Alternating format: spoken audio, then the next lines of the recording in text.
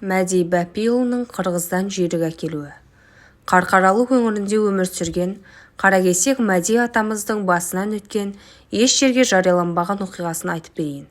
Оқиға Мәди атамыз қонған үйдің иесінің шөбересінің аузынан. Мәди атамыздың қайратты бойына жалындап тұрған кез екен. Сарыарқаның саңғалы аты бүкіл қазақ жұртына жайылған уақыты. Атамыз атаққұмар жан болса керек. Қай жерде жүйрік ат бар дегенді естісе, мазасы кетеді екен. Күндердің күнінде қырғыз жақта бір бай манаптың құстан жүйрік, желмен жарысатын арғымағы бар дегенді естиді де мазасы қаша бастайды. Ойы қайткенде де сол арғымақты қолға түсіру. Күз кезі. Күнде салқын тарта бастаған. Күндіз күн шығып жылы болғанмен түн кәдімгідей салқындап кетеді. Ауыздан бу шығады. Жерді де шық басып, шөппен жүрсең, аяқ киімің шылқып шыға кетеді. Атамыз жолға жүруге дайындалып бастап жіберді. Қар түскенше елге қайтып келуге үлгеру керек. 2 жүйрік атпен шығу керек деп шешеді. Кезек-кезек ауыстырып мінуге болады. Біреуіне мінсе, біреуіне азық, киім-кешегін бөктереді. Ұзақ жолда аттары да қиналмайды. Адам шешті, Құдай қолдады деген күн. Бір күн тәңіріне сеніп жолға шығып кетеді. Күнді жүрмей, түнде жортып отырып шудың бойына жетті-ау. Сарыарқаның таутасын түнде жүріп, кезіп өткен атамызға жол қиындық тудырмады. Аялдап жан-жағына көз жіберді. Таң қылауланып атып келе жатқан шақ. Үрген иттің даусы естілді. Ит үрген жаққа қарап еді, бір қараша киіз үй тұр екен. Жалғыз үй. Неше күннен бері жортып келе жатқан атамыз осы үйге түсуге бел буды. Аттың басын үйге қарай бұрып, шу деп тебініп жіберді. Үйге де жақындағаны сол еді, алдынан үй тұрып қарсы алды. Иттің даусын естіп, шапанын иығына жүреліп, қарт адам үйден шықты. Бұл кім екен таң атпай жортып жүрген? Деп дауыс қатты. Ассалаумағалейкум, құдайы қонақпын, деп жауап берді Мәди. Құдайы қонақ кешке келуші еді қонуға. Сен күн шықпай келетін не деген құдайы қонақсың? Деп қария секем тартқандай болып көрінді. Ақсақал, айып етпеңіз. Жол өндіріп алайын деп түн бойы жүріп жеткен жерім осы. Рұқсат болса аялдап, тынығып алатын жерімді өзімде іздеп келе жатыр едім. Деп атынан түсті. Шалмен қос қол беріп амандасты. Арқадан келе жатқан жолаушы едім. Кешке қарай аттанып кетемін. Мазаларыңызды алмаймын деді. Есімім Мәди. Қырғызға кетіп барамын. Бір жағынан жол сілтеп жіберсеңіз де жақсы болар еді. Мәди атының белін босатып, аттарын байлап суық суға бет қолын жуды. Әй кемпір, самаурыныңды қой. Арқадан Мәди келіп, біздің үйге түсіп тұр. Бұндай қонақты шақырсаң да келтіре алмайсың. Бол енді деп, ақсақал кемпірінің аяқтарын бір етікке тыққандай қылды. Амансың ба балам? Ат көлігің аман жеттің бе? Дейді үйден шыққан кемпір. Аман есенсіз бе? Күйлі қуаттысыз ба? Деп Мәди де амандасты. Кемпір самаурынға су құйып, от тұтата бастады. Ақсақал, сіз мені танып тұрсыз, деді Мәди. Танымағанда ше, Мәдиді білмесек кім болғанымыз? Арқада қаз дауысты Қазбек атамыздың тентек Мәди деген шөбересі барын біз естігенбіз. Қалай балам, ел жұртың аман есен бе? Мына шудың бойында не іздеп келіп едің? Ұлы жүздің аруына ғашық болып, ұрлап кетуге келген шығарсың, деп қалжыңдады қария. Ұлы жүздің аруы Қаракесектің жігітімен еріп кетем десе, ұрламай-ақ алып кетер едім, деп Мәди де қалжыңына қалжыңмен жауап берді. Қаракесектің Мәдиіне тимеген қызда ес жоқ шығар. Алып кетең десең болды, артыңнан еріп жүре береді ғой, деді шал. Ақсақал, кемпіріңіз екеуіңіз ғана тұрасыздар ма? Балаларыңыз қайда? Үлкен ұл бөлек шыққан, кіші үйде, қазір өзі де оянады. Сөйткенше болған жоқ, үйден мұрты енді тепіндеген жас жігіт шығып, ассалаумағалейкум аға, деп амандасты. Уағалейкум інім. Ұйқың қатты екен. Ерте тұрған еркектің ырысы артық деуші еді. Сенікі не деген ұйқы бұл? Деді Мәди. Аға, үйленгеннен соң ерте тұрамын. Әзірге әке-шешем еркелегенім ғой. Соның арасында самаурын да қайнап, бәрі үйге кірді. Мәди, балам, төрге шық. Асылбай ағаңа жастық таста, деді шал. Төрге жайғасып жатып, үйдің ішін көзбен бір шолып шықты. жұпыны, артық ауыс ештеңе жоқ. Қара киіз үйдің кейбір жерлері жұқарған, ағарыңқырап сәуле түсіп тұр. Столда қолдан пісірген табаннан туралып, екі жерге сармай қойылған. 4-5 домалақ құрт бар. Бісміллә деп шайды ұрттап жіберді. Наннан үзіп бетіне сармай жағып, аузына салды. Сарыарқаның майында емес, дәмі таңдайына татымады. Шудың сарыарқаның шөбіндей шөп қайда, деп ойлады. Ақсақал, бұл өңірде бұрыннан қоныстанып келесіздер ме? Деді Мәди. Я балам, осы жерден біз. Руым дулат, оның ішінде жаныс боламыз. Шудан арқаға қарай арғындар тұрады. Олармен қыз алысып, қыз берсіп, 1000 жылдық құда болып отырмыз. Сен де арғынсың. Оның ішінде қаракесекпен нағыз құда өзің болып отырсың. Құдай айдап нағыз құдайы қонағымыз болдың. Сенің атаң Қазыбек арқада қыс қатты болған жылдары жылқысын осы шудың бойына айдап келіп, қыстанып кететін. Шуда қар қалың түспейді. Жылқыға жайлы ғой шудың бойы, деп әңгімесін сабақтады. Сол жылдары қаракесектің бір жігіті біздің дулаттың бір қызын 2 қабат қылып, екі ел арасы жаман болып кетті. Сонда атаң Қазыбек келіп, екі елге басу айтып, 2 жасты қалың малын өзі төлеп қосып беді жарықтық. Елдің қамын ойлап, дұрыс билігін айтып, қазаққа қаншама жақсылық жасады ғой. Сондай батыр еді. Би атамыздың ұрпағысың.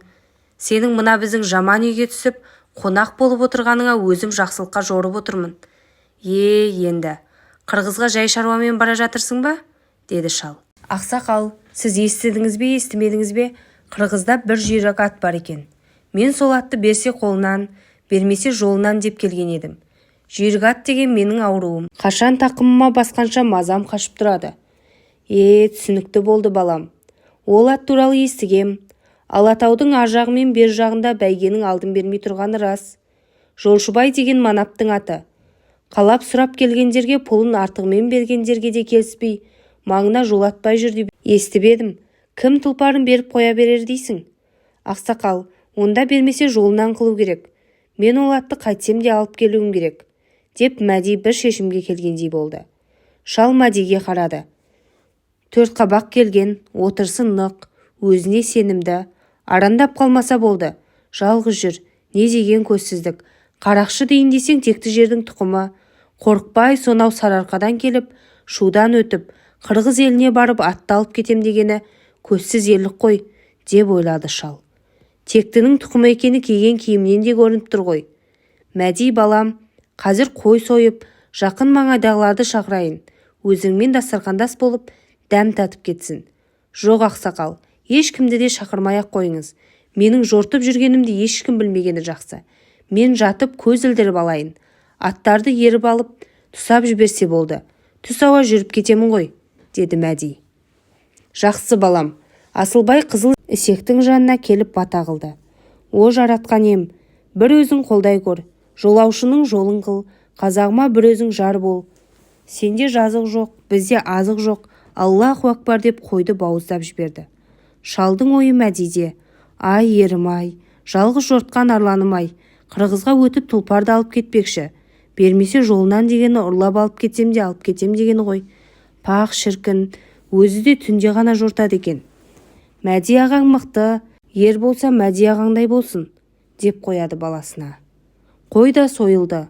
Ошаққа от жағылып, қазанға ет те салынды. Өйтіп-өйтіп жүргенде түс уақыты болып қалған еді. Күнде тас төбеге көтеріліп алыпты. Ысытып әкетіп барады. Кемпір қазанның қақпағын ашып, сорпасының дәмін көрді. Жас қойдың етінің иісі де бұрқырап, арандашқандай болды. Асылбай Мәдидің жайылып жүрген аттарына қарап сүйсініп, тамсанып тұр. Шіркін, менің осындай арғымақтарым болса, жақын маңның серісі болар едім. Менсінбей жүрген қыздар да басқа көзбен қарар еді. Тұлпардың үстінде отырып көздің астымен қарап өте шығар едім, деп армандап қояды. Ойын әкесінің сөзі бөліп жіберді. Асылбай, ет дайын болып қалды. Ағаңды оят, қолына су құй. Мәди ағаңның батасын ал. Асылбай үйге кіріп, аға деп ақырын дауыстады. Қатты ұйқыдағы Мәди естімеді. Сосын жанына барып иығынан түртіп, аға, тұрыңыз, тамақ дайын болды, деді. Мәди селк етіп атып тұрды. Қолы оң жамбасына барып қалған екен. Кездегі орнында, Асылбайды көріп, сен екенсің ғой деп қайта жата кетті. Көзі шаңыраққа түсті. Түндік сығырайып қана ашылып тұр. Аспан ашық екен. Іргені екі жерден көтеріп қойған. Самал баяу соғып тұр. Мәди көтеріліп орнынан тұрды. Далаға шығып екі қолын көтеріп керілгендей болды. Күн ысып келеді екен. Бұл жер арқа емес шудың бойы. Біраздан соң қайнап кетуі де мүмкін. Жан-жағына қарады. Алыстан Ақбас Алатаудың сілемдері көрінеді. Алатау асыл. Алатау асып Қырғызға жеткенше 2-3 күн уақыт алар. Содан соң Манаптың жайынын барлап, 1-2 күн өтер. Құдай сәтін салса, тұлпарды алып тезірек қайтып кетпек. Мәди аға, келіңіз, жуынып алыңыз деген Асылбайдың сөзін естіп, ойы бұзылып кетті. Ал құй суыңды. Шешініп, еңкейіп екі қолын қосып, алақандарын жая берді. Жуынып, шайынып сергіп қалды. Өркенің өссін деп Асылбайға батасын берді. Тамақта дастарханға барып қалған екен. Тамаққа жүріңіздер деген кемпірдің даусын естіді. Төрлет, Мәди балам, қалай? Ұйықтап алдың. Әлде ыстық ұйықтатпады ма деді шал. Жоқ ақсақал, ыстықты сезбей қатып ұйықтап қалыппын. Асылбай оятқанда бір-ақ тұрдым ғой. Рахмет, жақсы ұйықтадың деді. Ал тамақ алайық. Мәдижан тамақтан ал. Деп етті турап болған шал табақты бір шөкім ет алып аузына салды. Қарын шіркін ашқан екен. Мәди етті кесіп асап жіберді. Уылжып тамаша піскен екен. Аузыңда ериді десе де болады. Кемпір, сорпаңда кел. Мәди тамақтан ал. Деп етті Мәдидің алдына қарай ысырды. Апамның асқан еті тамаша болыпты. Көптен бері мұндай дәмдет жемеген екенмін. Деп кемпірді мақтап қойды. Ас болсын балам, сорпадан ал. Деп кемпір байғұста риза болып қалды. Ақсақал тамақ ішіп болған соң, жол бақытын көрсетіп жіберсеңіз, мен жүріп кетейін деді Мәди. Асқа бата беріліп, далаға шықты. Осыдан тура Алатауға қарай жүресің. Шу өзенін кесіп өтсең, арғы жағында Қырғыз. Манапты анық қай жерде орныққанын білмедім. Сұрап тауып аларсың. Қазір күздікке көшіп жатқан кез ғой. Көп ойланбай Асылбай дайындап қойған атқа мініп. Ал ақсақал, амандықпен жолғайық. Апа сізге рахмет. Асылбай інім, саған да көп рахмет деп жүріп кетті. Алдында не күтіп тұрғаны бір Құдайға ғана аян. Киіз үйдің қасындағы үшеу қол бұлғап қала берді. Алла, бір өзің жар бол, батырдың жолын аққыла көр, деп шал күбірлеп дұға қылды. Мәди де бір тәңіріне сиініп, Алатауға бет алды. Қырғыз жеріне өткеніне 2 күн болды. Шудың суын кесіп өткені болмаса, қиындық көрген жоқ. Сақ болмаса болмас. Не дегенмен тіл ұқсас болғанмен, ниеті бөлегел. Әр елдің салты басқа, иттері қарағасқа деген қазақ атамыздың сөзінде ұмытпаған жөн болар, деп түйіп қойды Мәди. Астындағы аты осқырып, 2 құлағын қайшылап жіберді. Тізгінді тартып қалды. Қосақтаға тозып барып тоқтады. Ұйықтап келе жатты ма, не болды дегендей басын көтеріліп, бұрылып Мәдиге қарады. Төбеден 2 салт аты түсіп келе жатыр екен. Дорбадан шоқпарын алып, тақымына басып ыңғайлап қойды. Аттылар жетіп қасына келіп тоқтай қалысты. Ассаламағалейкум, деп алдыңғысы жақындай берді. Уағалейкум ассалам батырлар, деді аналардың бетіне үңіле қарап. Кімсіңдер, қайдан жүрсіңдер? Мәди даусын қатайта шығарып, тізгінді қолға алды. Аға, қазақ екенсіз ғой. Біз меркеге жол жүріп бара жатыр едік, деді үлкендеуі. 2 боз бала, жастары Асылбайдан 1-2 жас үлкен болар, деп топшылады Мәди. Қазақсыңдар ма? Бауырларым болдыңдар ғой. Қайдан келесіңдер? Аға, біз қырғыздардың тойында болып, қайтып бара жатыр едік. Не деген той ол, сонау меркеден келіп қатысып кететін, деді Мәди. Аға, әпкеміз қырғыздарға ұзатылған еді, 1 жыл бұрын. Босанып болды. Шілдехана тойынан келіп едік. Дұрыс жігіттер. Жиенге келіп, 40 серкеш қарыз болып барамыз деңдер. Сендердің енді қырғыздардың қызын алып қарымта қайтармақ ойларың бар шығар, деді Мәди күліп жіберіп. Аға, ондай ой жоқ емес, деді кішісі. Бауырларым кездескендерің жақсы болды. Маған жол сілтеп жіберіңдер.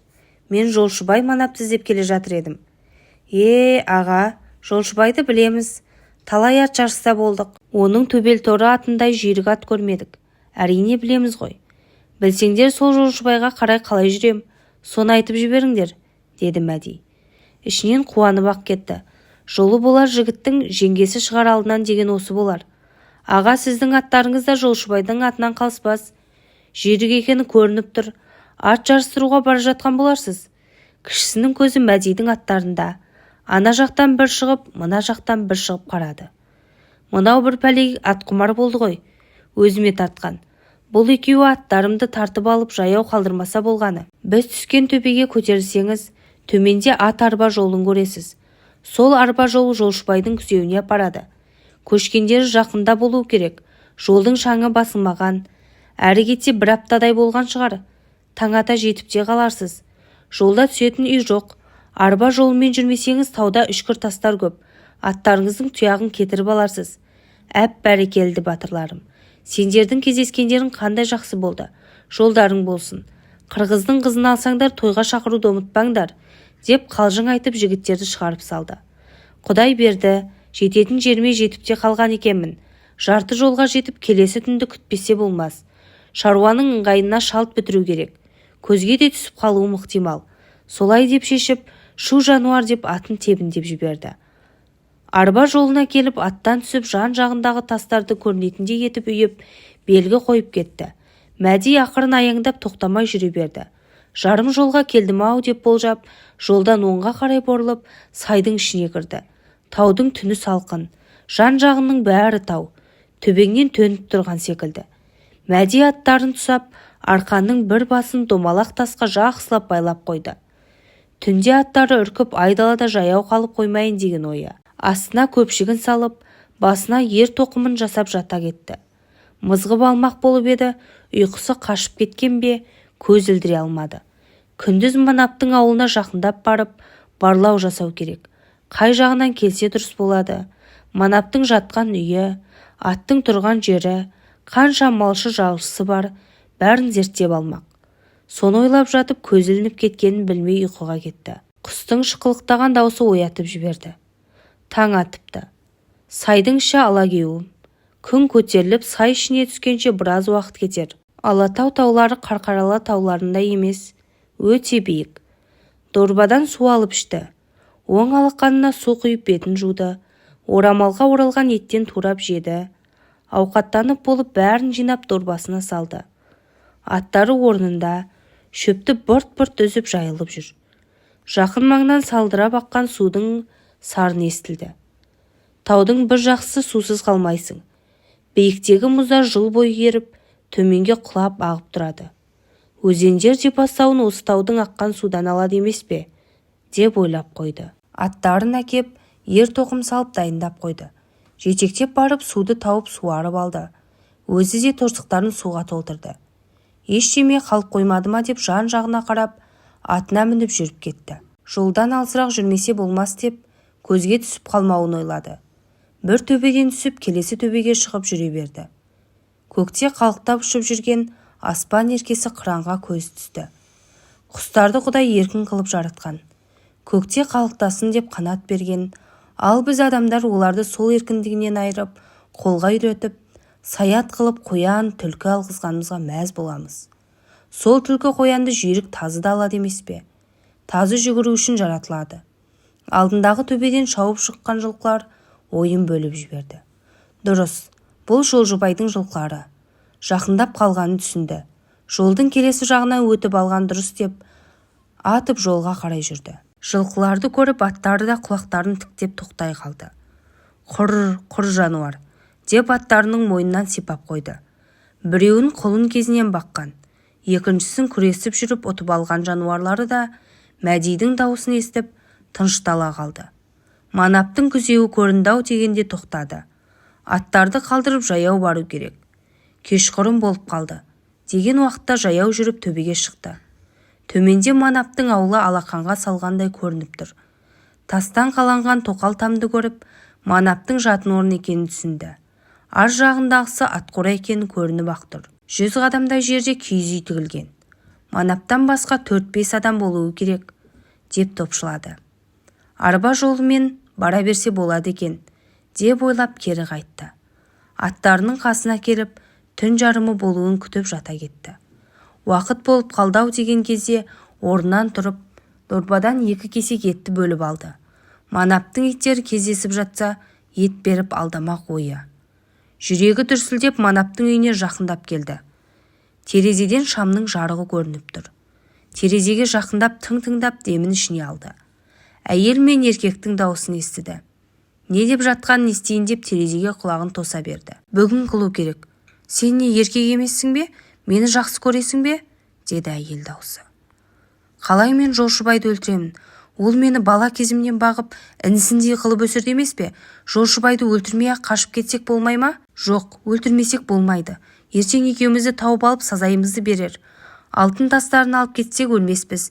Сен өлтірмесең өзім-ақ өлтірейін. Деген жерге дейін естіген Мәди әрі қарай тұра берсе, бір жамандықтың боларын сезіп, терезенің шақтарынан иығын қирата үйдің ішіне құлады. Атып тұрып еркектің тұмсығынан ұрып шалқасынан түсірді. Әйелді жеркесінен ұстап алып, еркектің үстіне лақтырып жіберді. Баж ете қалды. Апай-топайдан шошып оянған Манап төргі бөлмеге ақ дамбалмен атып шықты. Көзінде үрей, өзі де бір жалпиған біреу екен.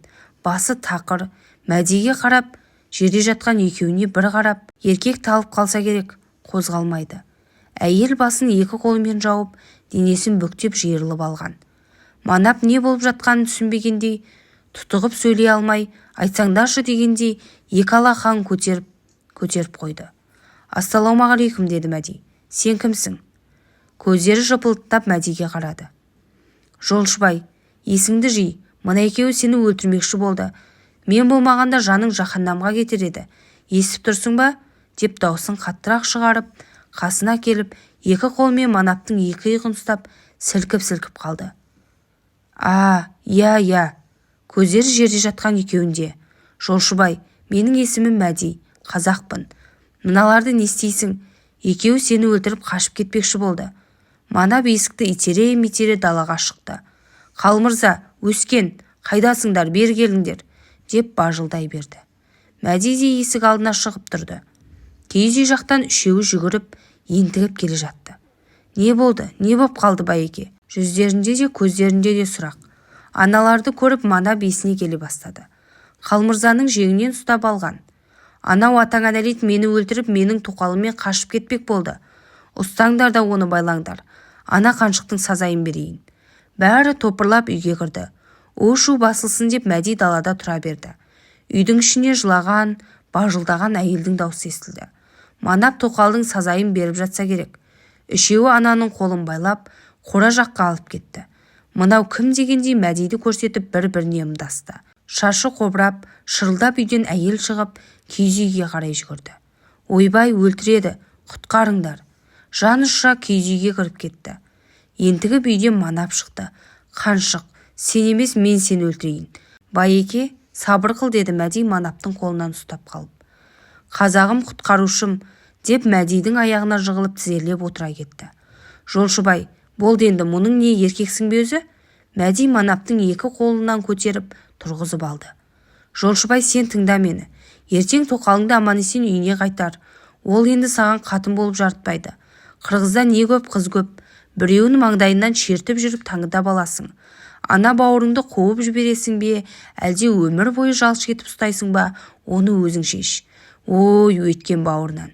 Мен оны туған бауырымдай көріп, асырап жеткіздім ғой. Сол жақсылығымды білмеді ғой. Қасқыр да бір-біріне қастандық қылмайды. Ол шибөрден жаман болды. Дұрыс, сенікі дұрыс, солай істейін, деп Манап өзіне келе бастады. Айғай шумен таңдата бастады. Мәди барып аттарын алып келді. Манап та киініп далада жүр. Әрі 10 қадам, бері 10 қадам жасап жүрген Мәдиді көріп тоқтай қалды. Қазағым, мен сені кетіп қалдым ма, дұрыс жөн сұрай алмай қалдым ба деп ойлап едім. Сені қайта көріп қуанып кеттім. Сен енді менің құрметті қонағым боласың. Бір тай соямын, соның етін жеп бітпейінше жібермеймін, деп Манап Мәдидің асты-үстіне түсті. Жолшыбай, менің есімім Мәди. Мен саған шындығымды айтайын. Тұлпарың сенің өміріңді сақтап қалды. Мен сенің тұлпарың үшін сонау арқадан келмегенде не болар еді? Бір нәрсеге бір нәрсе себеп деген осы. Құдайыңа алғыс айт. Мені де сол бір құдай айдап келді емес пе? Сені құтқарып құрметті қонағың болайын деп ойламаппын. Ойым түгілі түсіме де кірмеген. Мен сол тұлпар үшін қан төгілмей аман кетуді ғана ойладым. Мәдиім, мәди қазағым, тұлпар жанымның садағасы, тұлпар сенікі, бердім саған. Сен мені бір өлімнен құтқарып қалдың. Мен саған өмір бойы қарызбын. Не қаласаң да берем. Жылқымның жартысын айдап әкет. Бастан құлақ садаға дейді емес пе қазақтарым? Кел Мәди, төс қағысып мәңгілік дос болайық, деп құшағын ашып, Мәдиге жақындай берді. Екеуі құшақтасып, 3 рет иықтарын түйістіріп, достықты бекіткендей болды. Сонымен Мәди қырғыздарда 10 күн қонақтап қалуға тура келді. Тай сойылып, қазан-қазан ет асылды. Қымыз көлдей болып ақты. Күнде жиын, күнде той. Жақын маңның манаптары келді. Қазақ-қырғыз болып әңгіменің тиегі ақтылды. Қырғыздың жеңілмей жүрген палуанын Мәди жеңіп кетіп, тағы бір жорға ұтып алды. Қырғыздар да Мәдидің тегін адам емес екенін көздері жетті. Мәди де туған жерін сарыарқасын сағына бастады. 13-ші күні Жолшыбайдан рұқсат алып, жол жүруге бекінді. Мәди досым, не қалайсың, қалауыңды айт. Тұлпар үшін келдің, тұлпар сенікі. Басқа қалауың болса айт. Өзіңдей дос тапқаныма бір Құдайға шүкіршілік айтамын. Мәди, мен бүгіннен бастап басқа өмір сүремін деп шештім. Сен мені өзгерттің. Мен көп нәрсенің байыбына бара бермеген екенмін. Өткен өмірімді ойлап отырсам, көп қателік жіберіппін. Сен менің өмірімді сақтап қалдың. Жолшыбай, мен діттеп келген тұлпарымды алдым. Өзіңмен мәңгі дос болдым. Сен де арқадан Мәди деген досым бар деп біл. Сарыарқаға қонақ болып кел. Шудан асып Мәдиге бара жатырмын десең болды. Адаспайсың. Әр қазақ жол көрсетуге дайын. Аман болсақ кездесерміз. Адам деген пенде ғой. Абай айтпақшы, бір боқтың қабы. Кім қателік жібермейді дейсің. Қайдамыз, не істейміз, тек бір Құдайға аян. Бастысы бұл өмірге адам болып келіп, адам болып кету. Ол әркімнің өз таңдауы. Мәди, мен сені жол айрығына дейін шығарып салайын. Қолын көтеріп жігіттерге белгі берді. Қалмырза қорадан тұлпарды алып шықты. Төбел торы басын көтеріп тұра қалды. Шынымен де аттың төресі. Тұрқында бір мін жоқ.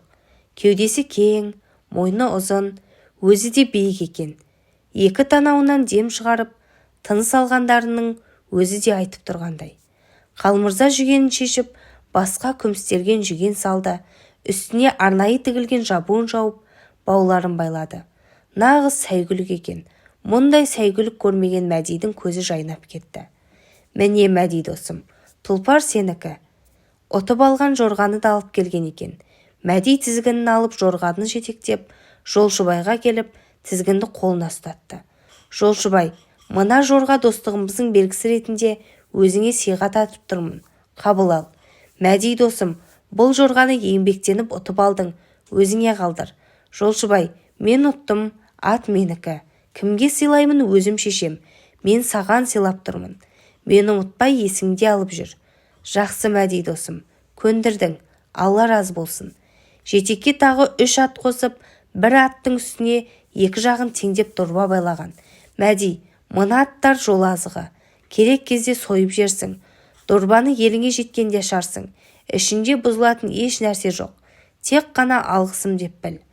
Бәрі жүріп отырып, жойл айрыққа да жетті. Аттан түсті. Мәди досым, жортқанда жолың болсын, бір Құдай жолыңды берсін. Екі дос бір-бірін құшағына алып, біраз тұрып қалды. Екі жақта енді кездеспейтін сезіп тұрғандай. Енді қайта айналып Қырғызға келмесін Мәди де түсініп тұр. Жолшыбай тұлпарының қасына барып, мойнынан сипады. Тұлпар да енді Жолшыбайды көрмейтінін білгендей, басын иығына қойды. Қош жануарым, Мәдидің сенімді серігі бол, далада қалдырма. Тұлпар түсінгендей басын шұлғып-шұлғып қойды. Жолшыбай атты жіберіп, көзінен шыққан жасын көрсетпейін деп, басын бұрып әкетті де, Мәдиге жүре бер дегендей қолын көтерді. Алақанымен белгі берді. Мәди атына мініп, жетекке 5 атты алып, шуым қайдасың деп жөнеле берді. Артына қарамады. Тек тұлпар ғана кісінеп артына қараштай берді.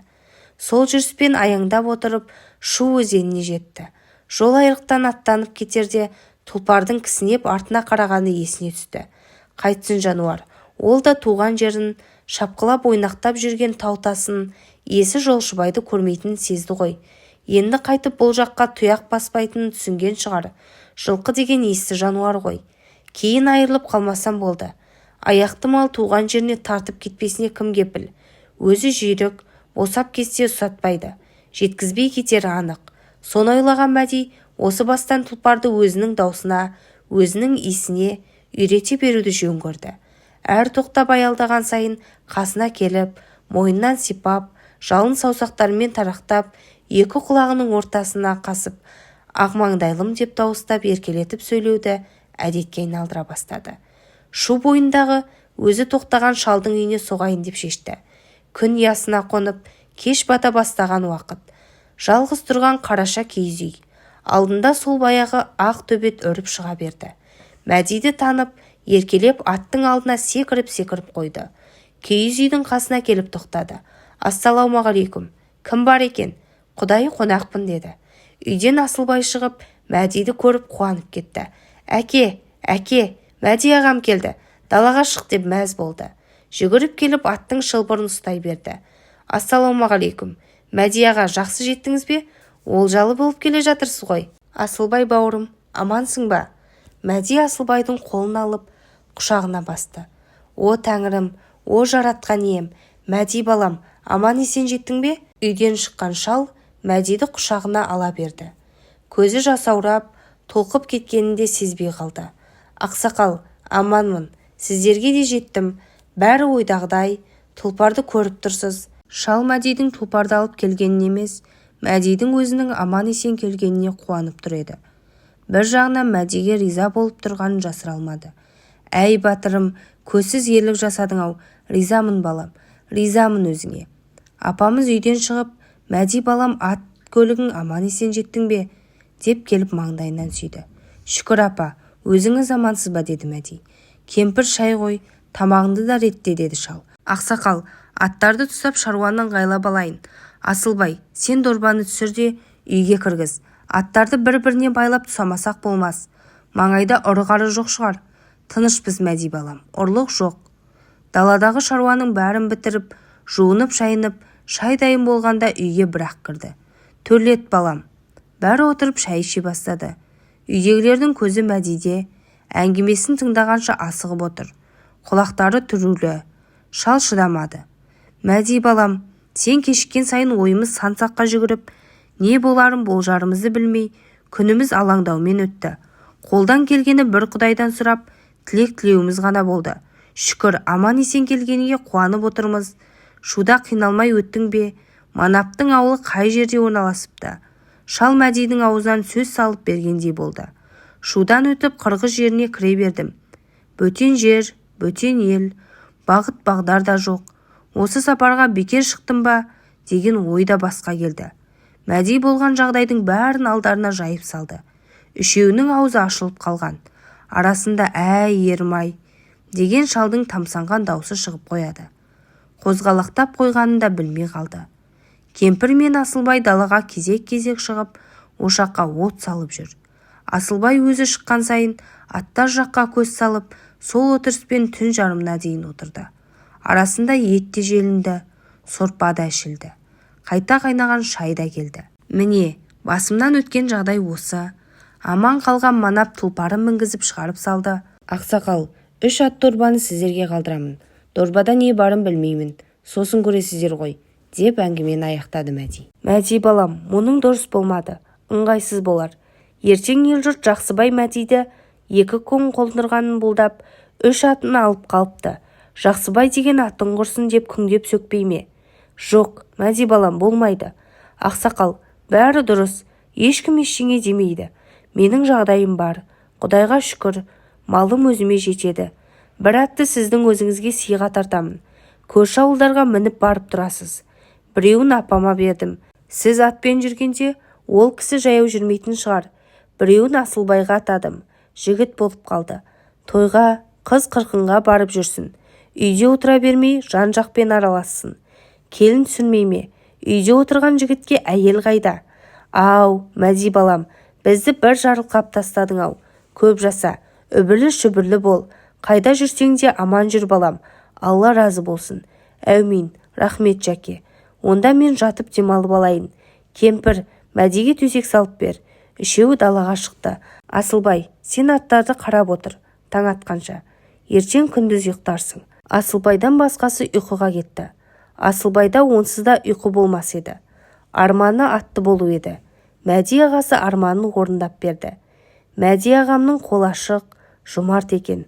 Мықты десе мықты деп ойлап қойды. Бір жағынан әңгіменің әсерінен шыға алмай отыр. Таң да атып, күн де шықты. Мәди таңғы ас ішіп жүріп кетпек. Сарыарқаға деген сағынышы өрши берді. Тұлпар қолында, аман-есен елге тезірек жеткісі келді.